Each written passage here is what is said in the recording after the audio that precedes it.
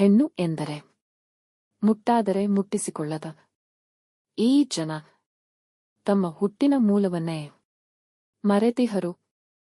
ಹೆಣ್ಣಿನ ಎದೆ ನೋಡಿ ಕಣ್ಣು ಮಿಟಿಕಿಸುವ ಈ ಜನ ಹೆಣ್ಣಿನ ಎದೆ ಹಾಲು ಕುಡಿದು ಬೆಳೆದಿದ್ದು ಮರೆತಿಹರು. ಹೆಣ್ಣಿನ ಕೈ ಎಳೆದಾಡಿ ಚುಡಾಯಿಸುವ ಈ ಜನ ಹೆಣ್ಣಿನ ಮಮತೆಯ ಕೈತುತ್ತು ತಿಂದು ತೆಗೆದನ್ನ ಮರೆತಿಹರು. ಹೆಣ್ಣನ್ನ ಮಲಗುವುದಕ್ಕೆ ಬಯಸುವ ಈ ಜನ ಹೆಣ್ಣಿನ ಮಡಿಲಲ್ಲಿ ಮಗವಾಗಿದ್ದು ಮರೆತಿಹರು. ಹೆಣ್ಣಿನ ಸೌಂದರ್ಯವನ್ನು ನೋಡಿ ಮಾರುಹೋಗುವ ಈ ಜನ ಹೆಣ್ಣಿನ ಸಾವಿನ ಹೆರಿಗೆ ನೋವಲ್ಲಿ ಹುಟ್ಟಿದನ್ನ ಮರೆತಿಹರು.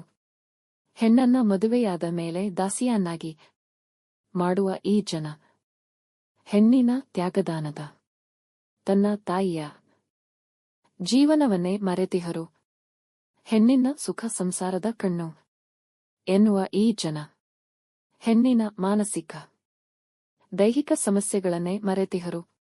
ಹೆಣ್ಣನ್ನ ತಮ್ಮ ಬಾಯಿ ರುಚಿಯ ಹಣ್ಣಿನ ಹಾಗೆ ಬಳಸುವ ಈ ಜನ ಹೆಣ್ಣು ಈ ಸನಾತನ ದೇಶದ ಮಣ್ಣು ಎಂಬುದನ್ನೇ ಮರೆತಿಹರು.